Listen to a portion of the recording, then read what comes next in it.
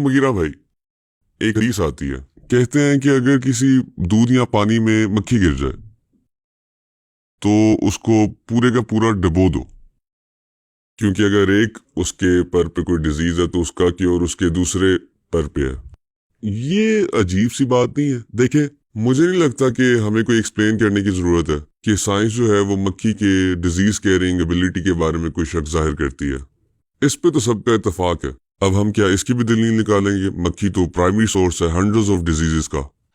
دیکھیں، آپ نے حدیث تو کوٹ کر لی، لیکن میرا خیال ہے کہ اس حدیث کو آپ نے صرف ایک پارٹ کو کوٹ کیا ہے۔ آپ اس حدیث کے ایک اور پارٹ کو بھی تو دیکھیں کہ جس حدیث کے اندر اس بات کا ذکر ہے کہ جی اس حدیث کو آپ کسی یوٹینسل کے اندر اگر گر جائے تو اس کو ڈبوئیں، اسی حدیث کے اندر اس بات کا بھی ذکر ہے کہ یہ جو مکھی ہے یہ بہت سی ڈیزیزز کیری کرتی ہے۔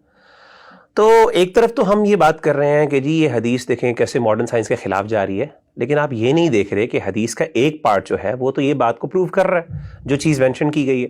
پہلی بات تو یہ۔ دوسری بات یہ ہے کہ دیکھیں یہ ایک بہت انسائنٹیفک رویہ ہے، ٹھیک ہے نا، on behalf of many so called open minded, جہاں پہ وہ یہ کہتے ہیں کہ جی ایز اف دے بلیو اور دے کلیم، جو even scientist true scientist claim نہیں کرتے، کہ science has reached its pinnacle جہاں پہ they have discovered everything. In fact اگر آپ دیکھیں تو سائنس اٹ سیلف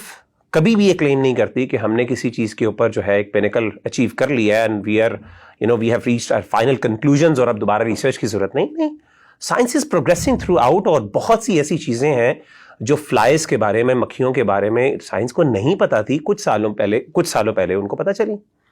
اس کی بہت سی مثالیں، میں آپ کو 2-3 مثالیں دے دیتا ہوں، آپ خود دیکھ لیں اور آپ کو خود پتا چل جائے گا کہ یہ جو بلیف یا ازمپشن ہے کہ جی سائنس نے اپنی پینیکل کو اچیو کر لیا، اور چونکہ سائنس نے نہیں بتایا ہمیں کہ اس کے اندر کوئی اس کا اینٹی ڈوٹ نہیں ہے یا کوئی اینٹی بیکٹیریل پراپرٹیز نہیں ہے، تو اس کا مطلب اٹ ڈزنٹ ایگزسٹ، اور یہ غلط ہو گیا۔ مثال کے طور پہ دیکھیں، سائنس کے اندر ابھی ریسنٹلی کچھ ریسرچز ہوئی ہیں جس کے اندر، مثال کے طور پہ let me give you an example, ایک ریسرچ ہوئی ہے کہ کچھ فلائز، جس میں خاص طور پہ ڈریگن فلائز ہو گئیں، اسی طریقے سے اس کی ایک اور فلائی ہے جسے سکیڈا کہتے ہیں، ان فلائز کے پروں کے اندر پروں پر ایسی ان کے نینو اسٹرکچرز پائے جاتے ہیں جو کہ سخت اینٹی بیکٹیریل ہیں، جہاں پہ بیکٹیریا سروائیو نہیں کر سکتا۔ Again I am not proving کہ اسے ڈریگن یعنی ہاؤس فلائی کی کوئی چیز ثابت ہو رہا ہے، I am just trying to prove a point. Even house flies کے بارے میں بہت سی چیزیں آپ کو نئی چیزیں پتہ چلیں۔ مثال کے طور پہ ایک ریسرچ یہ بھی پتہ چلی دیٹ واز کیریڈ آؤٹ کہ اس کی جو سرفیس ہے ہاؤس فلائی کی، اس کی جو ہے ہاؤس فلائز کے سرفیس کے جو ہے اس میں کچھ کئی ایسی اینٹی بیکٹیریل یا اینٹی بایوٹک پراپرٹیز پائی جاتی ہیں جس کی وجہ سے جو بیکٹیریا زیادہ دیر تک سروائیو نہیں کر سکتا۔ اسی طریقے سے ریسنٹ ریسرچ ہے جو نیچر جیسے بڑے بڑے جرنلز کے اندر پبلش ہوئی، کہ جس کے اندر انہوں نے کہا کہ، یا پھر اور بھی سائنٹیفک جرنلز کے اندر، کہ ہاؤس فلائی کے جو پر ہیں دیٹس ہائیلی، یعنی وہاں پہ بیکٹیریا زیادہ دیر تک سروائیو نہیں کر سکتا، اٹ کین اس کے اندر ایسی پراپرٹیز موجود ہیں۔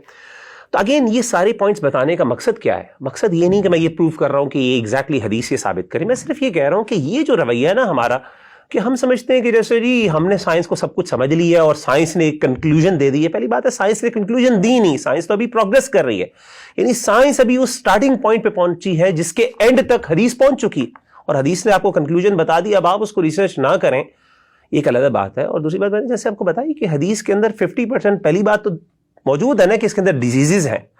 تو یہ چیز تو بھی تو حدیث کو مانیں کہ اللہ کے رسول صلی اللہ علیہ وسلم نے کیا کہا، مائکروسکوپ سے جا کے دیکھا تھا کہ اس کے اندر ڈیزیز ہیں، آپ نے یہ چیز بیان کر دی۔ تو اس کو ایک نیچرل وے میں سمجھیں اور سائنس کو بھی سمجھا جائے۔ میں ریکویسٹ کرتا ہوں آپ لوگوں سے کہ یار سائنس کو تھوڑا سا سمجھیں، سائنس کی میتھڈالوجی کو سمجھیں، اس کے بعد اس طرح کے کلیمز کریں اور اعتراضات کریں۔ دیکھیں آج آ کے تو مکھی ہے،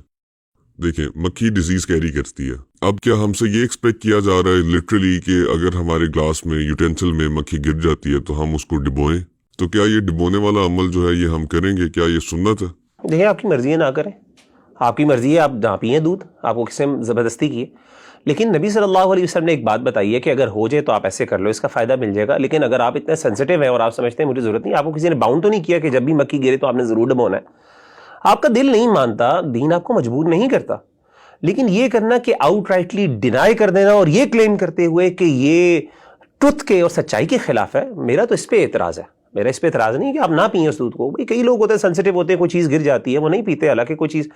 نہیں ہوتی، یعنی اس میں کوئی مسئلہ نہیں ہے، لیکن اگر آپ نہیں مطمئن تو نہ کریں. تو شریعت آپ کو اس بات پہ باؤنڈ نہیں کرتی، آپ کیوں اس بارے میں سینسٹیو ہوتے ہیں اتنا زیادہ؟ چلیں لیٹس موو آن.